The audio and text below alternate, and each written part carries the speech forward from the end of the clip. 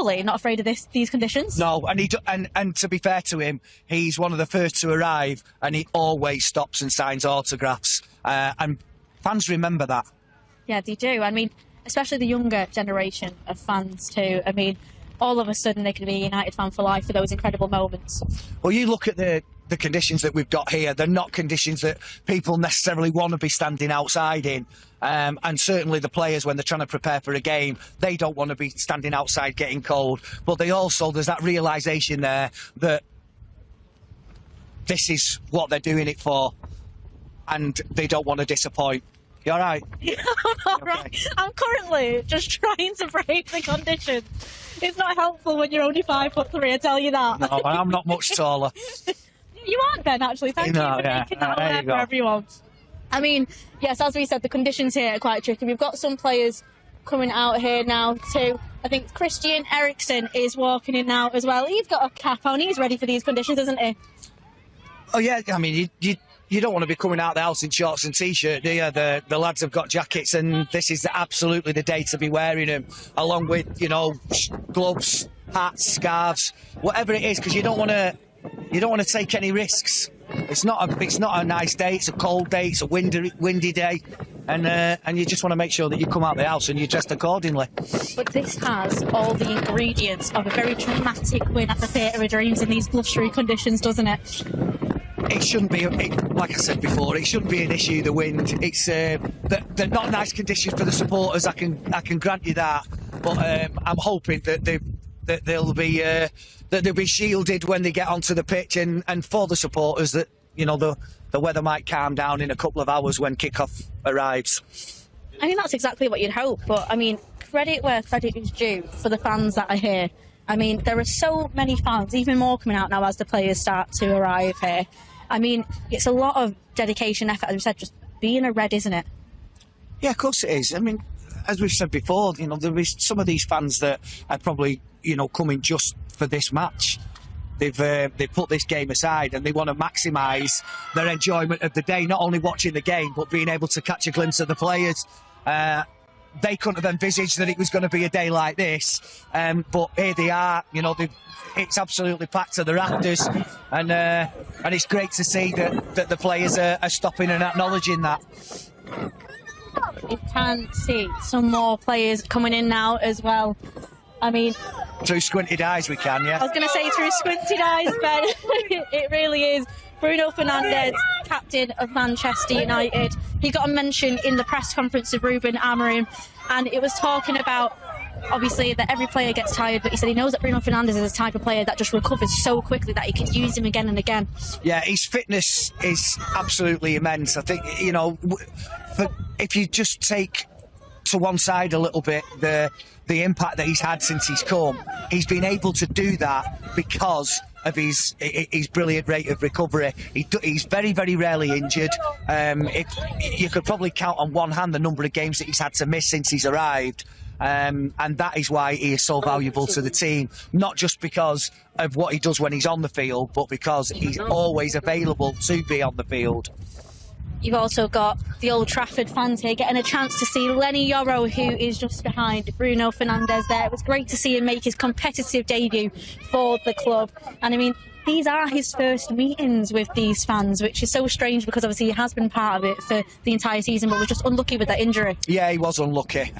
He made a real promising start in pre-season before his foot injury, and it obviously not the start that he wanted, but with it being an impact injury, there's not really very much he could have done about it. It wasn't his fault, but he's had that recovery now. And now he needs to concentrate on getting himself into the team. He'll love seeing this because, like you said, he won't have seen it very often in the time that he spent recovering. But now it's all the hard work is ahead of him to be able to get himself into this team.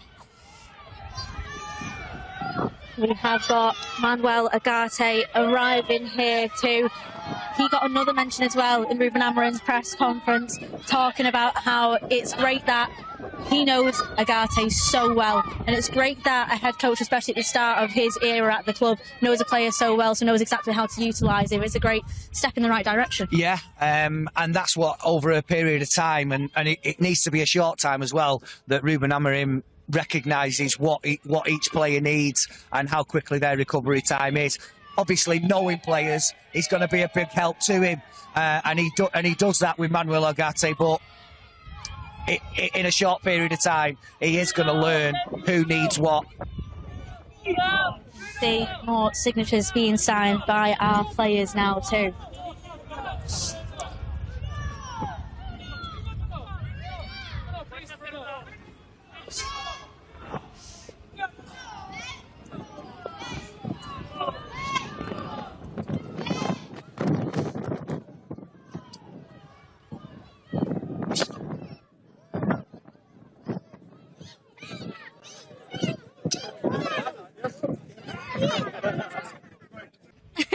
And I mean, there's plenty to smile about here. I mean, you've got plenty of fans that are out trying to get a little bit of the atmosphere already, waiting for these players to arrive. It just shows the dedication of the Manchester United fans all over, that even in these conditions, they'd be here. Yeah, they're always here. It doesn't really matter, does it? Come sleet or shine, they're always here.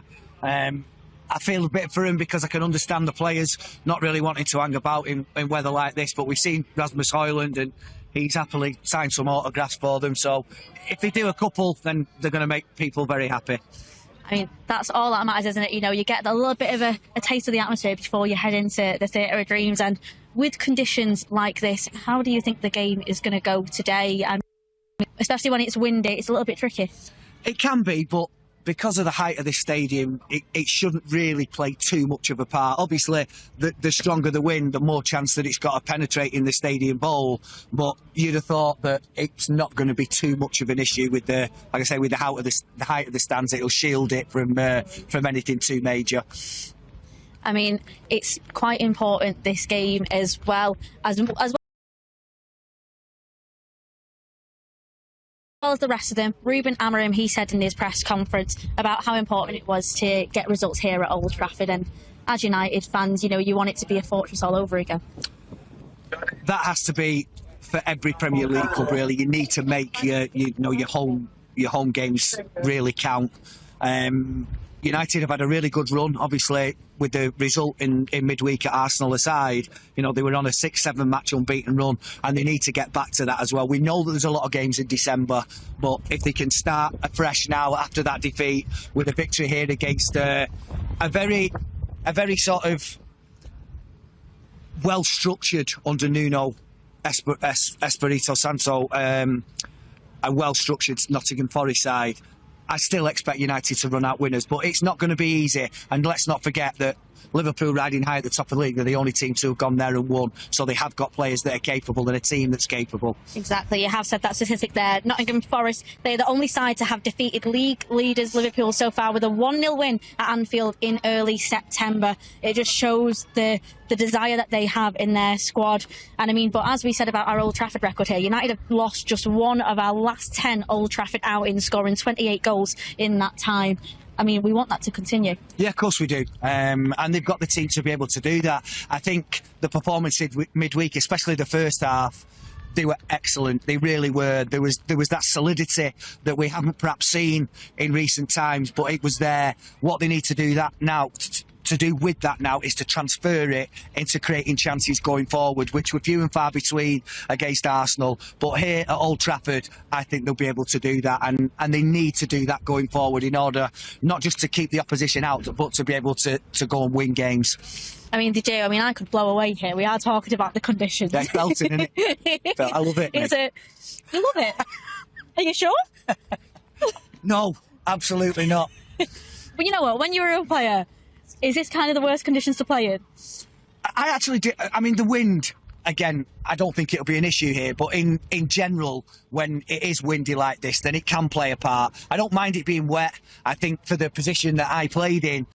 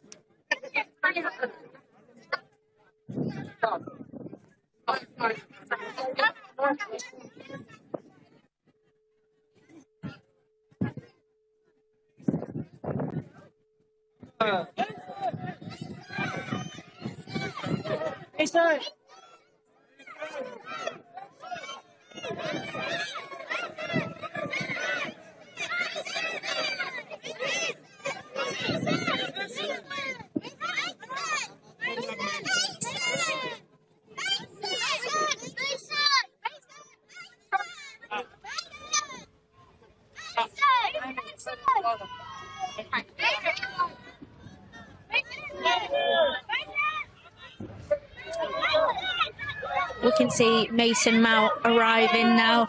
What have you made of his performance? Obviously, it was unlucky for us to get that defeat against Arsenal. Obviously, quite hard to take when we have been on a little bit of a good run. But what did you make of Mason Mount? I think he's coming to the team and he's done really well.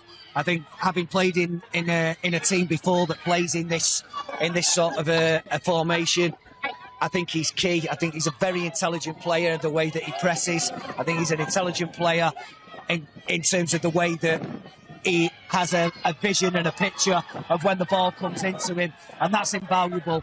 And I think he can get better. We haven't seen the best of him, and I'm looking forward to when we do. I've got Alejandro Garnacho that is arriving now at the stadium. I mean, it's great to him also. He has received a nomination for the Puskas Award for that incredible bicycle kick. I mean, he obviously does want to potentially recreate that at some point. I feel like he might be trying a bit too hard in these conditions if he tried that today, though. I don't think he'll ever do it again, and that's taking nothing away from the ability he's got. But an opportunity like that pretty much only ever comes once in a lifetime, and he was very fortunate that he took it. Brilliant execution. I'd be hard pushed to think of another goal that's going to beat it, to be honest with you. It's such a prestigious award as well to be nominated for, and we keep forgetting that Alejandro Garnacho is still such a young player. To have that honour at such a young age is an incredible guy. Yeah, it is, and it just shows what a skillful player he is, and how technically gifted he is. He will score wonderful goals going forward. There's absolutely no question about that. But to actually score a goal of that ilk, the way that he did at Goodison Park, it's going to be very, very difficult to be able to reproduce. We can now see, obviously, Mason getting inside, Tom Heaton as well. Alejandro Garnacho, he's rushing to get inside there. I mean, he's clearly a fan of these conditions. I can't think why. Yeah. And then we've got Ahmad as well. I mean, Ruben Amorim, he warned his players that they need to run like mad dogs to achieve success in the Premier League.